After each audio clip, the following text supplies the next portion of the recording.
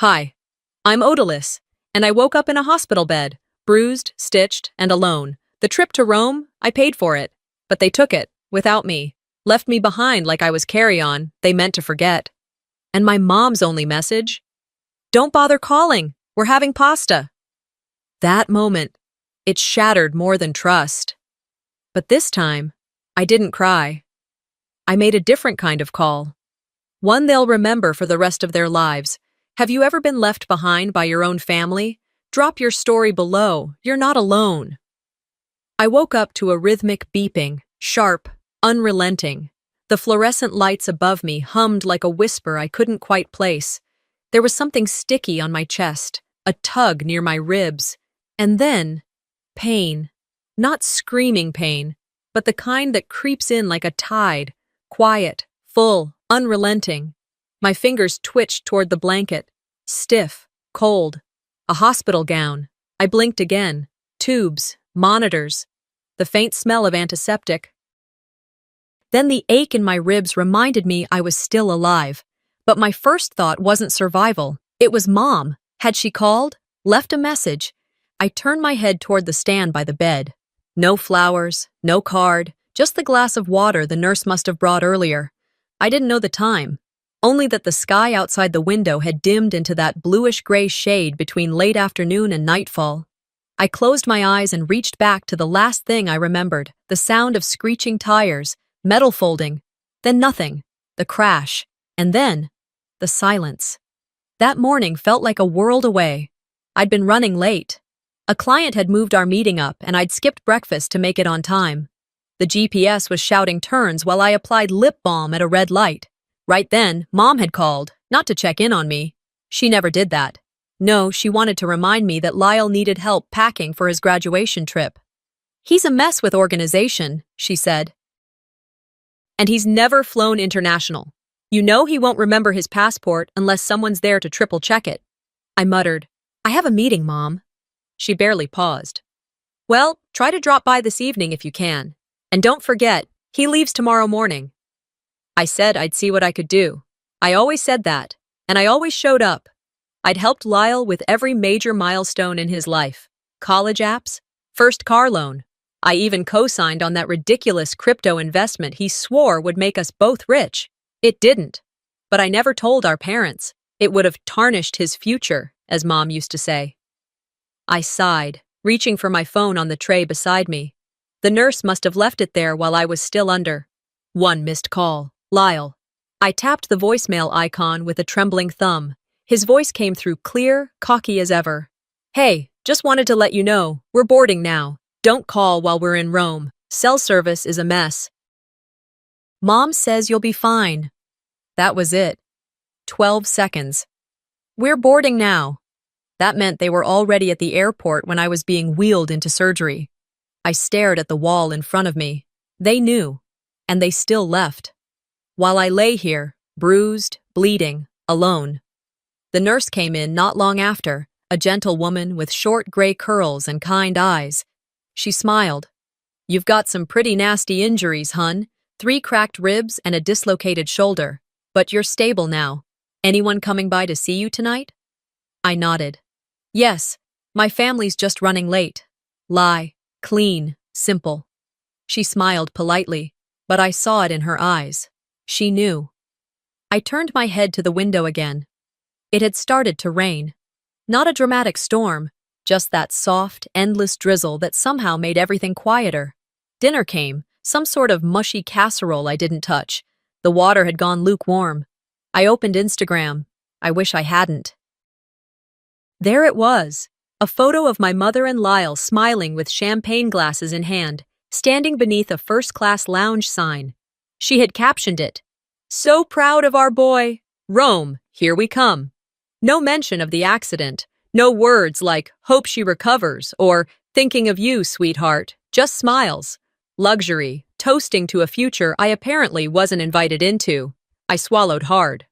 The nurse had turned the overhead lights low. It made the screen glow brighter in my hands. Too bright. I locked the phone and pressed it to my chest. There had been a time when I thought being the strong one mattered. When they called me resilient, I wore it like a badge. I told myself I was the reliable daughter, the one who didn't need cheering up, or big graduation send-offs, or Instagram tributes. But tonight, it felt like a punishment. Rain kept tracing lines down the glass, and in the hallway, I heard laughter. Someone's visitor had brought pizza and balloons. Not mine. I curled slightly on my side, wincing at the sharp stab in my ribs. I wasn't angry yet. Not really. I was numb. That would change. Because while my body might take weeks to heal, something else had already broken beyond repair, and the only person who showed up that night wasn't who I expected. The last glow of light from the hallway dimmed as the nurse pulled the door to a soft click behind her. Outside, the world was quiet again, just the low hum of machines and the faint rain tapping against the hospital window. I had tried to sleep, but even with pain meds dulling the edge of my ribs, my mind kept circling the same truth. They left. They knew. They left anyway. I was somewhere between restless and exhausted when I heard the footsteps, not the hurried, efficient stride of a nurse. These were slower, heavier, like someone unsure if they belonged here. Then came the knock. Soft, hesitant. I blinked, trying to sit up, only to wince and drop back against the pillow. A moment later, the door creaked open, and the night nurse peeked her head in. "There's someone here for you," she said quietly. I wasn't expecting anyone. "Your mom?" she asked gently, but I shook my head before she could finish. Then I saw her, framed in the doorway under the pale hallway lights. Aunt Glynis, not my mother, not Lyle, not even a cousin from the sidelines of family functions. No, my estranged father's only sister. A woman I hadn't seen since the Thanksgiving 5 years ago when she cornered me in the kitchen and whispered, "You're not like your mom. That's a good thing." Back then, I didn't know what she meant. Now, I did. She stepped in slowly, a brown handbag clutched tightly against her side, like she wasn't sure if I'd throw her out. "Odalys," she said with a faint nod. "You look awake." I didn't speak. I just watched her lower herself into the guest chair near the foot of my bed, adjusting her coat but never making eye contact. She didn't ask how I was doing, didn't ask about the accident, didn't even look at the machines beeping beside me. Instead, she cleared her throat. "Your parents are concerned." A bitter laugh almost escaped me. Concerned? "They're just worried you might do something rash," she added, smoothing her skirt like she was reading from a script. "You know how things can get. If this becomes a bigger deal. Public, even." I stared.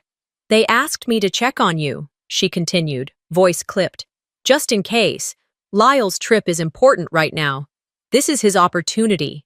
His big moment." I couldn't help myself. "His big moment?" She nodded, like that settled it. "You understand, right?" It was suddenly so cold in the room, not from the air, from the words. She wasn't here out of love. She was a delivery person, a carrier of damage control. I looked at her, really looked at her. Same gold watch she used to wear, same prim little scarf tucked into her collar, the same eyes that once saw through the surface. But tonight, they were dull, complicit. I steadied my voice. "Did they tell you I could have died?" Glynis blinked, shifted. "They said you were stable, that you're always tough." There it was again, that word, tough. I turned my face to the side so she wouldn't see the moisture building in my eyes. It wasn't just a word, it was the excuse, the shield, the way they let themselves off the hook every time they failed to show up. "You're the strong one. You always bounce back. You're resilient, Odalys." They said it like it was a compliment, but it was just permission to ignore me. I looked down at the stitched wound along my ribs, the bruises blooming under the hospital gown, the IV feeding fluid into my arm like I couldn't even keep myself hydrated without help. Tough? No. I was barely holding it together. Glynis stood, brushing off her coat.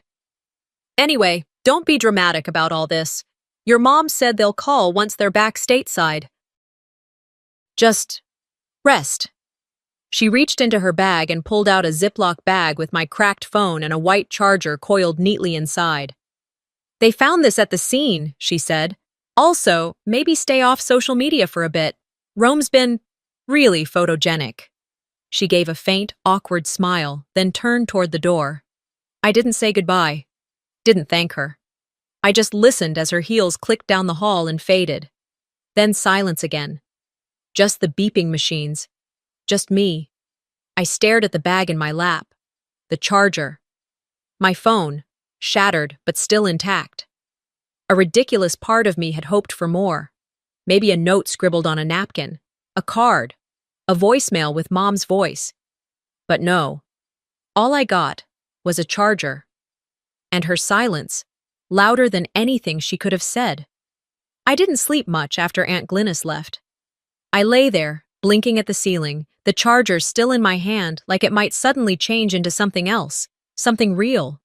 I listened to the machine's hum. I watched the numbers blink. Nurses walked in, changed IV bags, took vitals. No one asked about visitors. Maybe they already knew the answer. The next morning came in slowly. No sunrise, just a dull gray pushing through the curtains. By the third day, my body had begun healing faster than my spirit. The bruises were yellowing. My ribs still throbbed when I moved too fast, but I could sit up, I could eat, I could fake a polite smile for the daytime nurse Kathy when she asked if I wanted pudding. That morning, she wheeled in my tray like usual, bland soup, a lukewarm bottle of water, crackers in plastic, but something else sat on the edge of the tray, a plain white envelope. No stamps, no return address, just my name. Someone dropped this off? I asked. Kathy looked over her shoulder. It came through regular mail, I think. Must have been overnighted.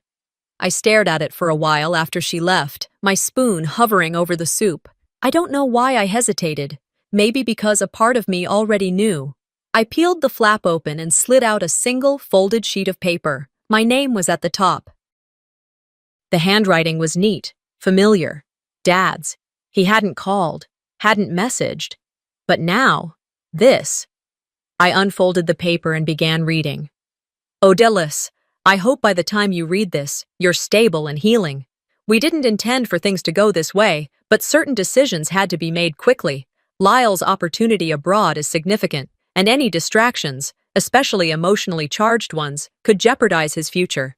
Your mother and I agreed that it would be best for everyone if we moved forward with clarity and purpose. Please don't make things harder. We love you in our own way. Dad. That was it. No apology. No mention of the crash. No mention of me almost bleeding out on the side of a highway.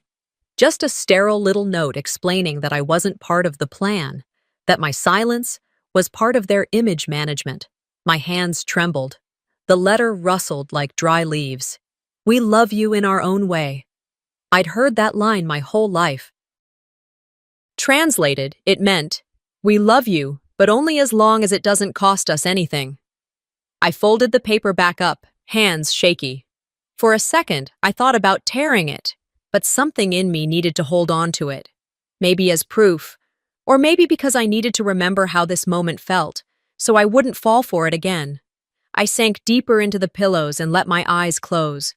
But sleep didn't come. Instead, the crash came back. The rain had been steady that night. I'd been driving. The tires hissed along the highway like they were skating on oil.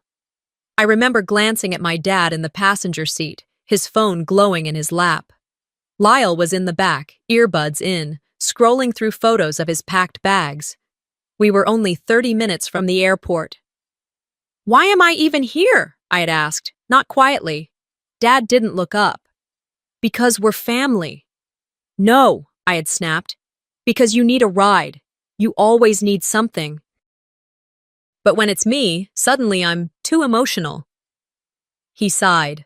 That sigh he used when I wasn't being convenient. You always take his side, I said again. Then headlights, then metal, then black. I don't remember the pain at first, just the way the air was sucked from the world, the weight of the steering wheel, the taste of blood. And later, sirens, a flashlight, then darkness again. And when I woke up, they were gone. Not in the waiting room, not in the hallway, not even a voicemail. just vanished. And now, 3 days later, I was supposed to accept it as strategy, as logistics, as what was best for Lyle. I clutched the letter to my chest and curled onto my side. It crinkled against my hospital gown. I bit my lower lip to keep the sob in, but it came anyway, not loud, not sharp, just a broken sound from the middle of me, like something deep and quiet had finally cracked. I must have looked ridiculous, grown woman, bruised, tucked in a hospital bed, crying into a letter from a man who called abandonment clarity. The door eased open, but I didn't move. I heard the nurse come in. Then a pause. Then her steps softly retreating. She didn't say a word. Didn't need to. I stayed like that for a while. Still, quiet. The letter pressed between my chest and my fist. Later that night, I turned on my phone. The screen flickered. Then a flood of unread messages. None from my parents. None from Lyle. But in the corner of the screen, a photo glowed. A snapshot from Rome. Them. All three of them. Smiling at a cafe table. Lyle in sunglasses. My mom toasting a glass of champagne. Dad with his hand on Lyle's shoulder. The message above it was from a group chat I was clearly no longer part of. Gonna be a killer week. Love y'all. I didn't delete it, didn't block the number. I just stared at it. Then tapped the side button and shut the phone off again. The screen went black. And so did whatever feeling had been holding on inside me.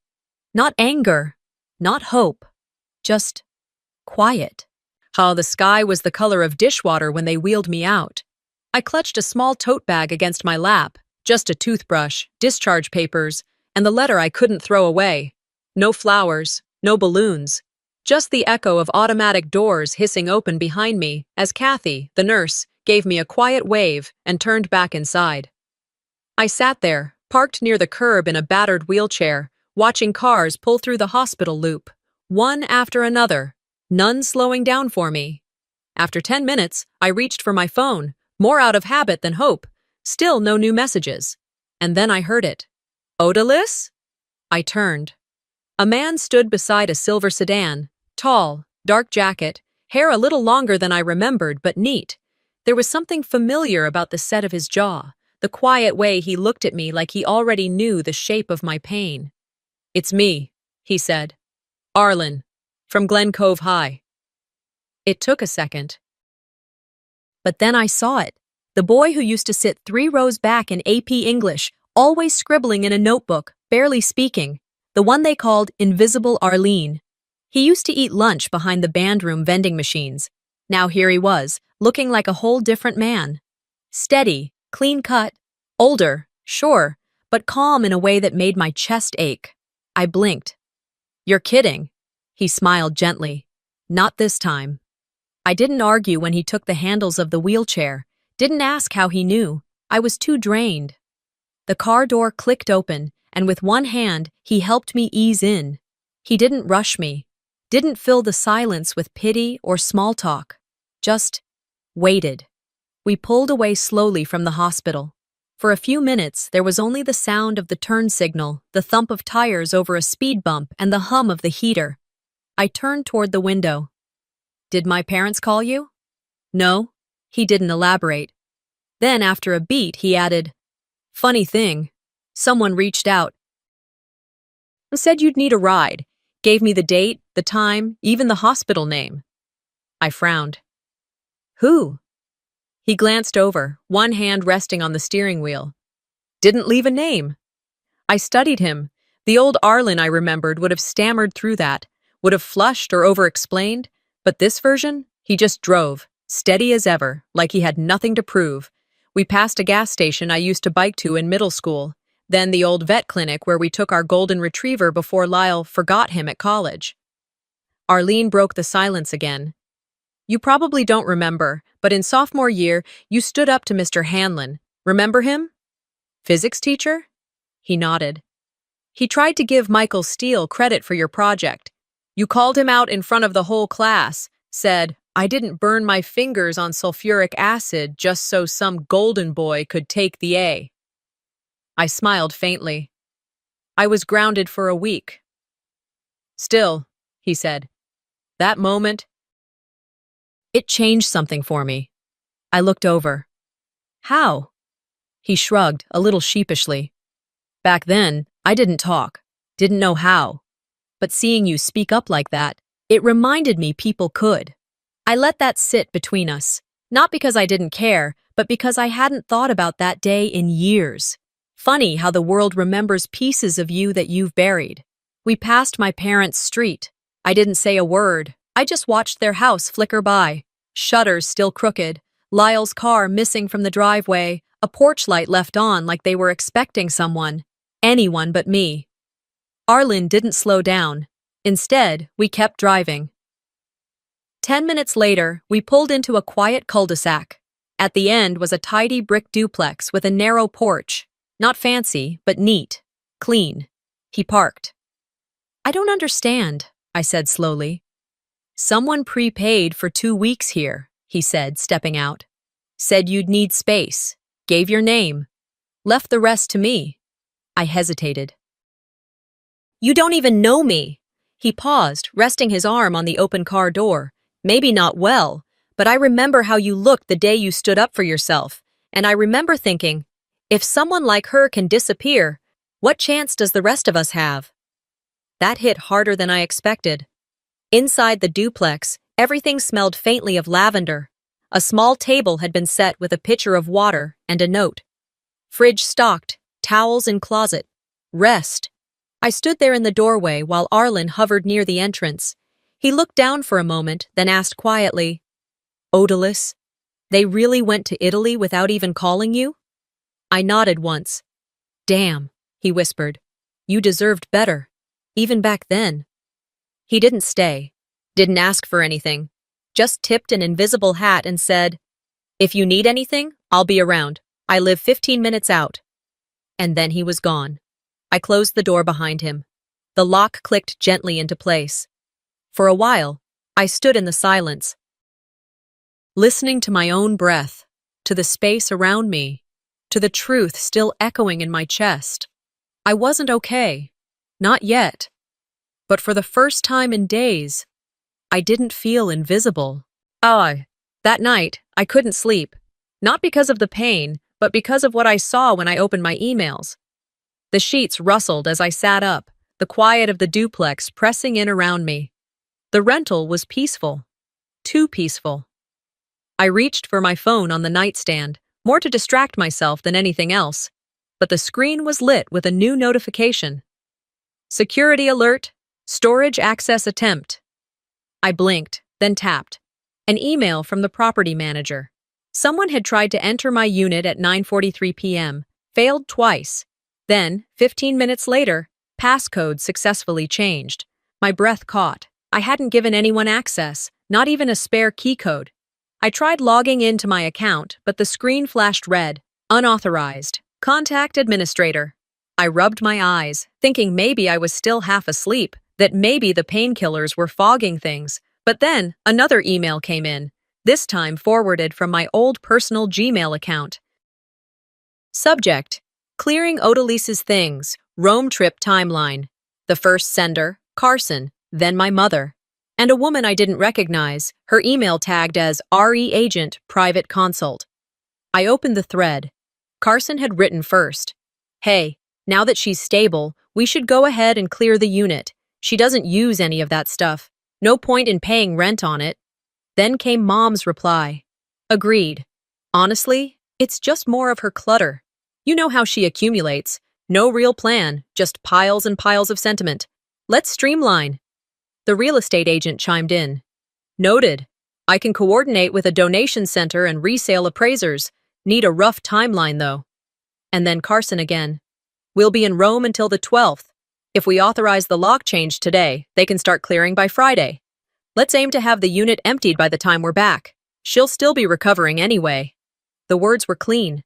Sterile, clutter, streamline, emptied. I scrolled down. A PDF was attached. Odalys Unit Inventory 2025 Q2, XLSX. I clicked it open. It wasn't just a list. It was a breakdown. White gold bracelet, minor wear, Ace, $320 resale. Professional certification folder, low relevance. Childhood quilt, frayed edges, donate. MacBook, older model, wipe and sell if functional. Large furniture, table, armchair, consider posting on local marketplace. Photos, no market value, dispose if unclaimed. A note at the bottom in Carson's handwriting. Some of this might still sell well. She's not mentally attached. Could have done this months ago. I couldn't move. My fingers lost grip. The phone hit the duvet with a soft thud. I just sat there, staring at the ceiling. It wasn't just thoughtless. It was planned, typed, budgeted, turned into a spreadsheet with bullet points and price tags.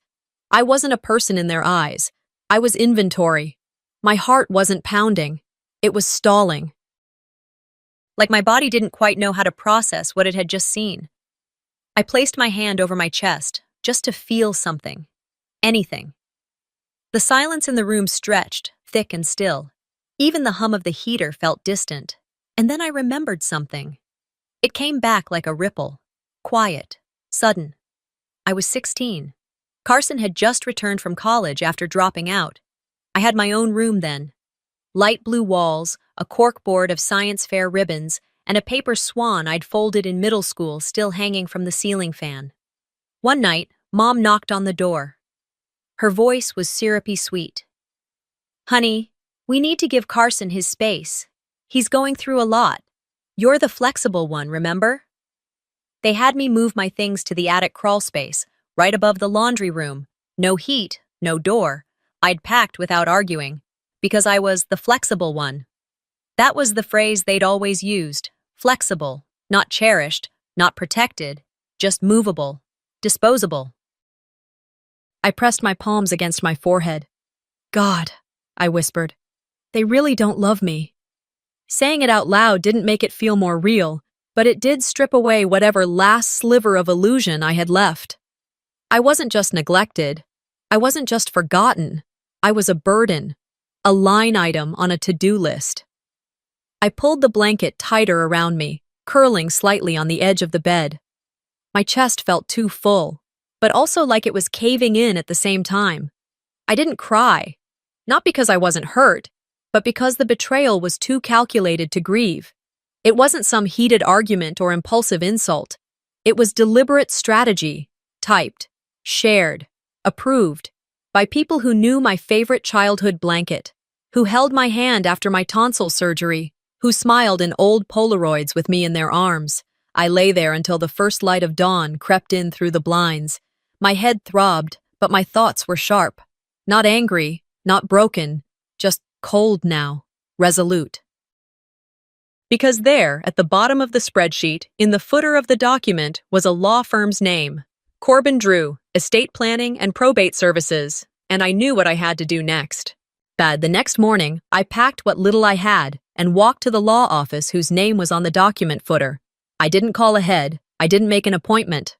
I just showed up, clutching a manila folder of printouts with shaking fingers and a face that hadn't fully learned how to smile again. The receptionist gave me a wary glance, but when I quietly said, "I just need to speak with someone about a property issue, please, it's urgent," she nodded and asked me to wait.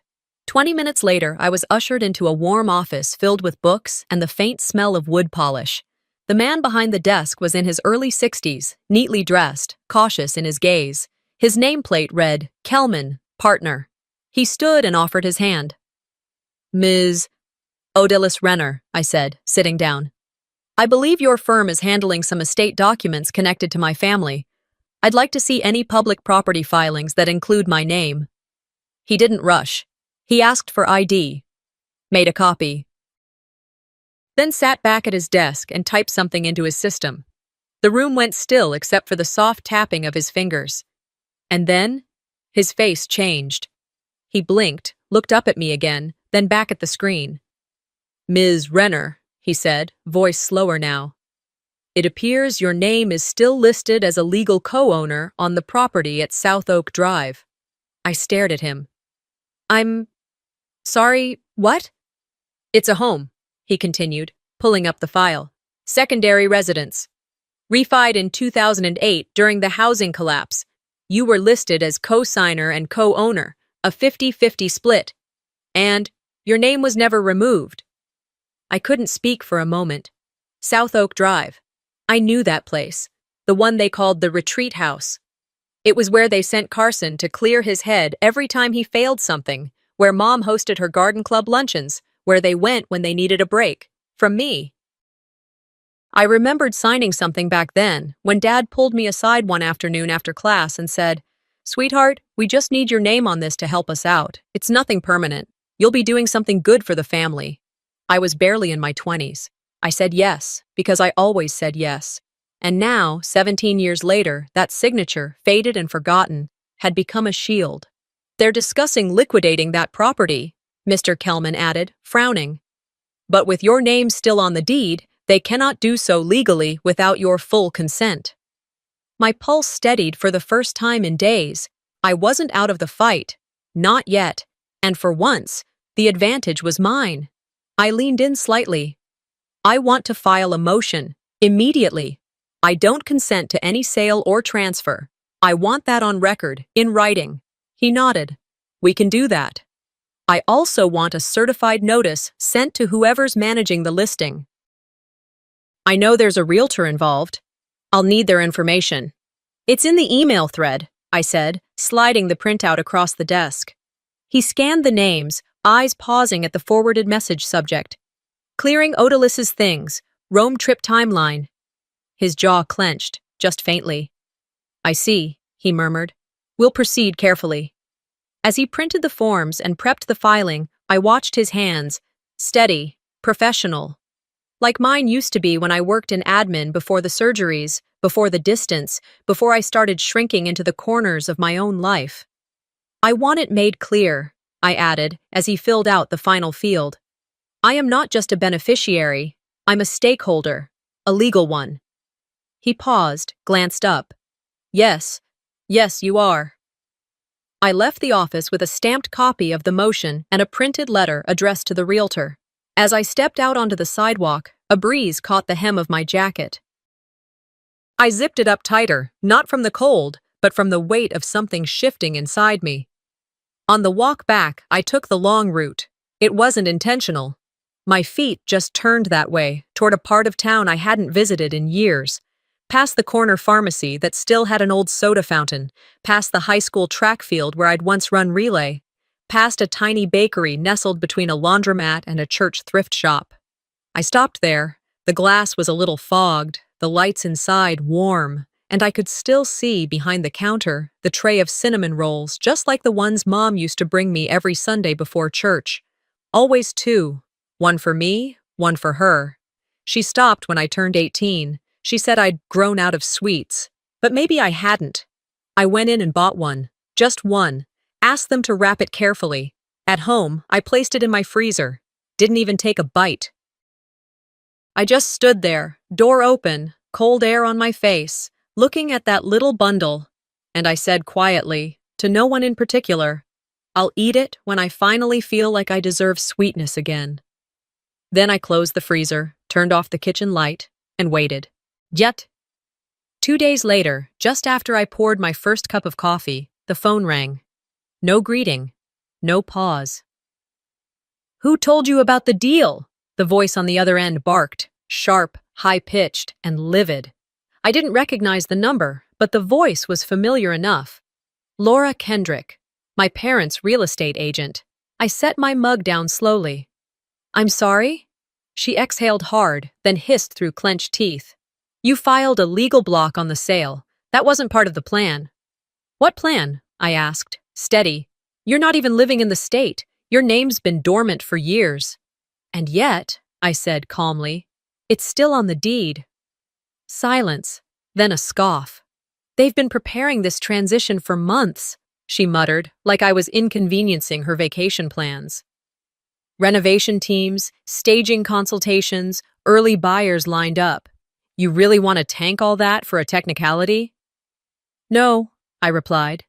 "I want to tank it because that's my name on the land, my credit history. My legal stake. Not a technicality, just a fact." Laura didn't speak after that. Just a hard click of disconnection. No goodbye. I stood in my kitchen a minute longer, watching the sun hit the window glass. Some part of me thought that would be the end of it. I was wrong. That afternoon, while I was sorting old paperwork by the kitchen table, my phone buzzed again. This time, a name I couldn't ignore. Carson, my brother. I didn't pick up the first time, or the second, but on the third ring, I answered. Hey, he said, his voice flat but laced with fake warmth. Heard you've been busy. I said nothing. He let out a forced laugh. Look, I get it. You're upset, but do we really need to turn this into some courtroom drama?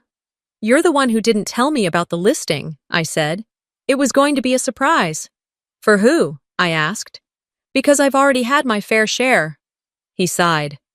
You've been out of the loop for years, Deli. Mom and Dad figured you wouldn't be interested, thought you'd moved on. They didn't ask. He paused. Well, you sure made your point now. You've complicated things. His voice dropped lower. That fake sugar in his tone disappeared. Just know this, he said. You're not going to like how this turns out if you keep pushing. I leaned back in the chair. That a threat, Carson? No. It's a reality check. I waited a beat, then replied. I've already spent too many years regretting how silent I was. I picked up the motion copy off the table. This, I won't regret. He hung up. I didn't flinch. Later that evening, I stood at the sink, rinsing plates from dinner that barely touched my appetite. Carson's words played over again in my mind, but it wasn't just what he said.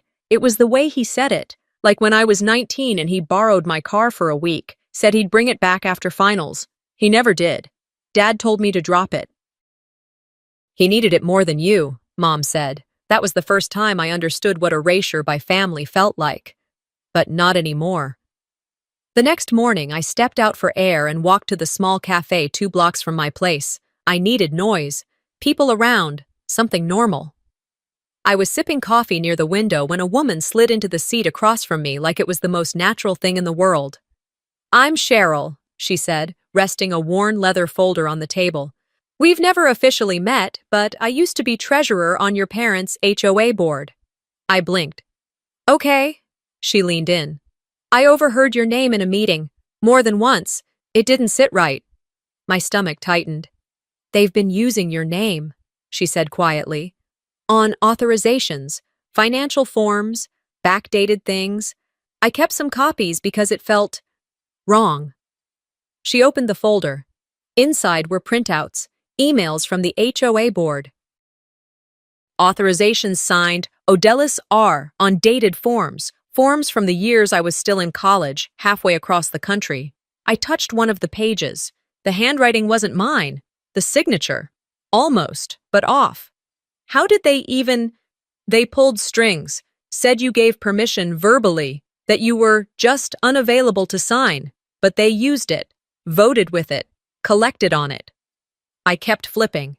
Tax exemption documents, utility bill shifts, even HOA project approvals that were all passed because both owners consented. And I'd had no clue. Cheryl sighed. I thought you should know. I looked up, met her eyes. Why now? Because the truth's overdue. And you're finally home. She stood and walked away.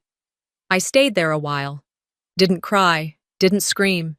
Just sat in that cafe booth, hands trembling a little as I gathered the papers and slid them back into the folder. They never thought I'd come back, I whispered to myself.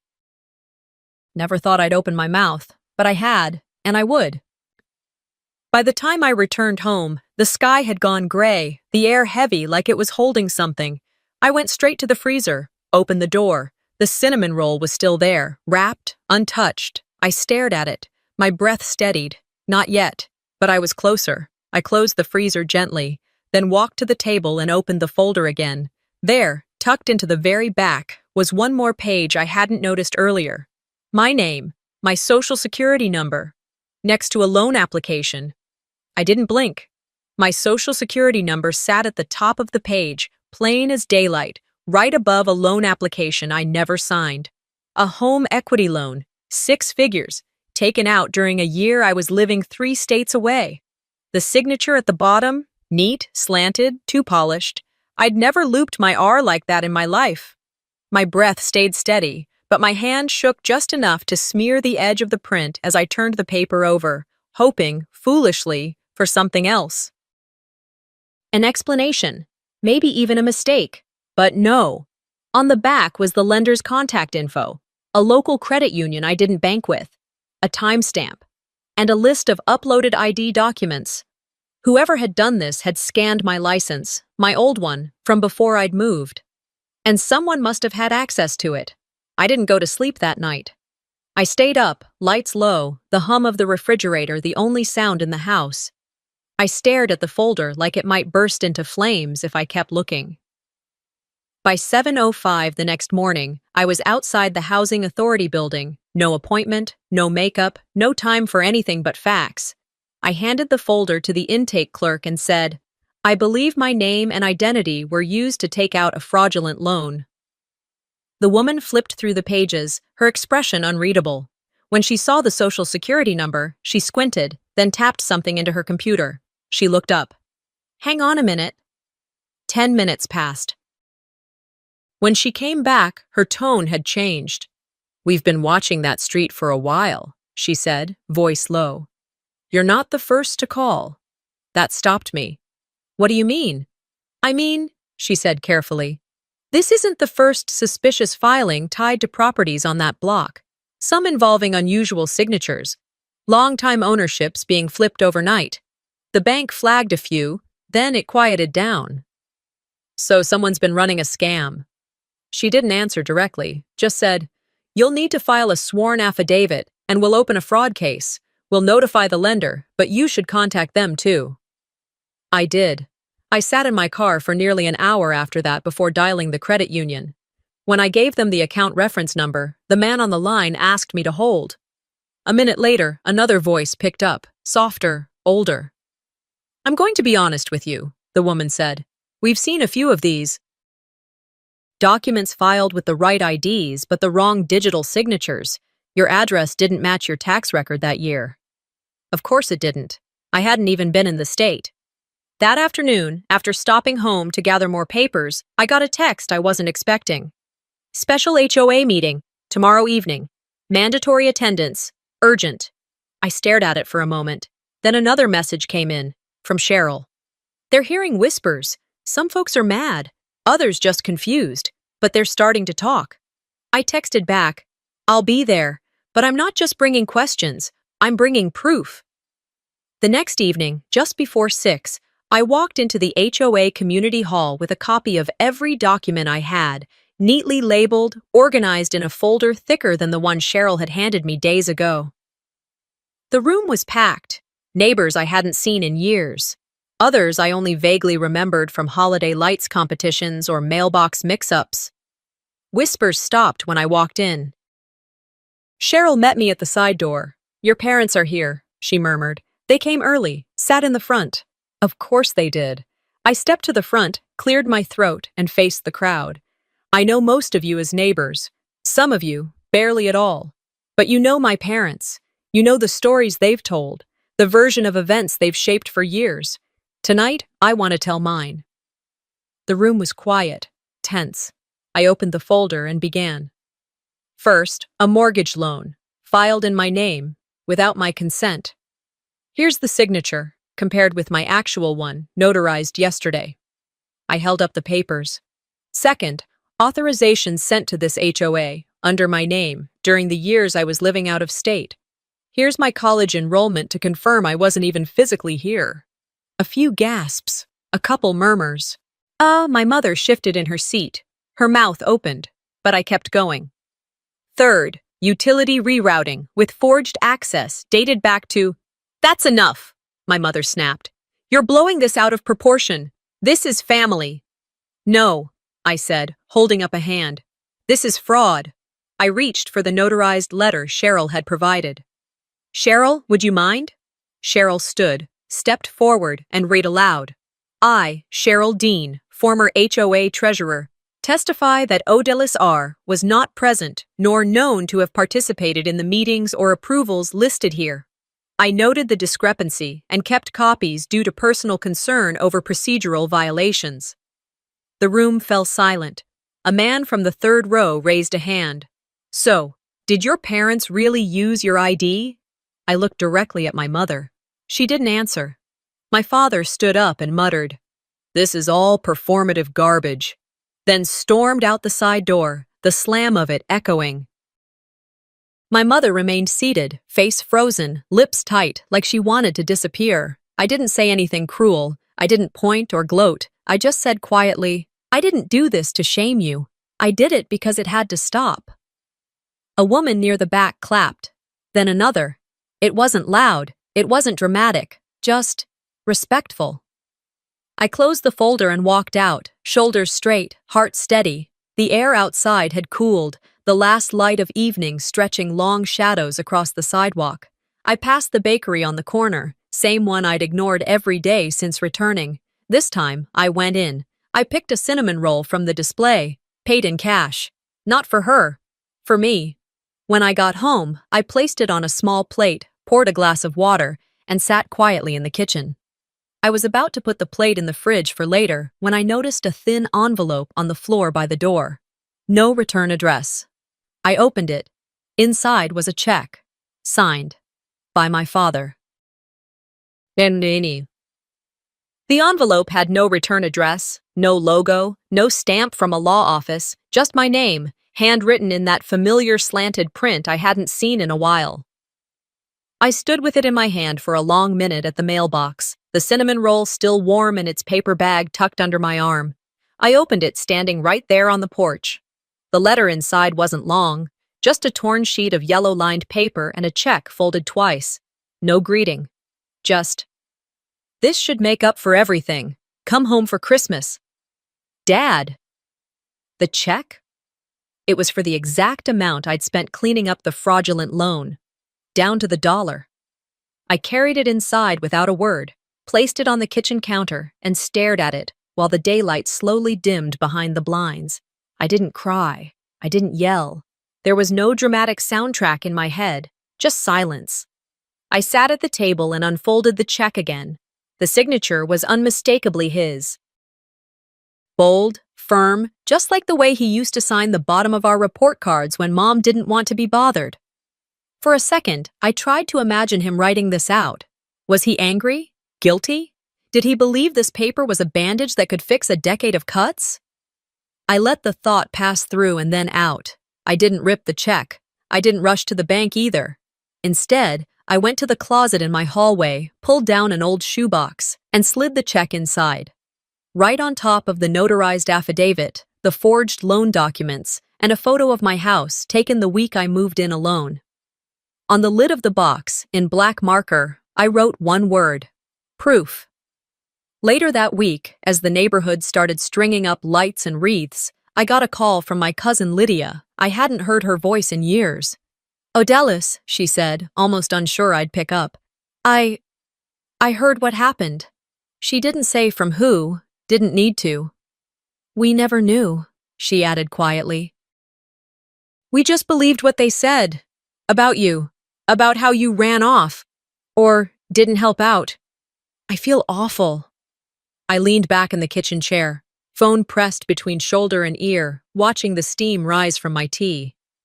"I'm not mad at you," I said. "I'm just tired." She paused, then asked softly, "Would you come to the family dinner this year?" "I'll be there. So will Aunt Mel. No pressure." I thanked her, but I didn't go. Instead, I spent that evening doing something I hadn't let myself do in years. I started rearranging the house, not to make it look nice for visitors, but to feel like it was mine. The family portraits? I took them down. I didn't burn them. Just packed them in a drawer. In their place, I framed snapshots of myself, hiking alone, smiling by a lake, sitting on a park bench with a cup of coffee, and no one needing anything from me. Then I hung a small wooden sign I found at the flea market last summer. It said, "You don't need permission to begin again." And I meant it. By January, I'd started volunteering at the local library twice a week. They needed someone to help with teen programming, and one girl, Marnie, showed up every Tuesday after school like clockwork. A little too quiet. Eyes a little too sharp. One day, while sorting returned books, she asked without looking up, "Did your mom ever say stuff to you that made you feel less?" I glanced at her, then placed a thick novel back on the shelf. "Every week," I said. "Sometimes every day." She blinked. "What did you do?" I took a breath. I believed her for a while, that I wasn't enough, that I was too emotional, too ambitious, too me. But later, I stopped waiting for her to change, and I decided I didn't need her to see me. I just needed to see myself. Marnie didn't reply right away, but the next Tuesday, she brought a book she wanted to write her own notes in. That night, after the shift, I walked home past the bakery. The sign in the window read, "New Year, New Recipes." I smiled. Back home, I went to the bookshelf and reached for the old cookbook I once gave my mother, the one she returned in a plastic grocery bag. The spine creased like it had never been opened. Now, it sat between dog-eared paperbacks and new recipe cards. I had bookmarked 3 of the cinnamon roll pages, and the corners were faintly dusted with flour. I ran a finger along the edge. People always think closure comes wrapped in some dramatic finale. Screams, apologies, tears. But mine was quiet. It happened slowly. In the unspoken refusal to go back. In the silence that followed truth. In that one cinnamon roll, bought for myself. I didn't get the apology I wanted. But I gave myself something better, permission to stop waiting for one. I'm not angry, I just don't visit anymore. Do you think I was too cold? Or just done being burned?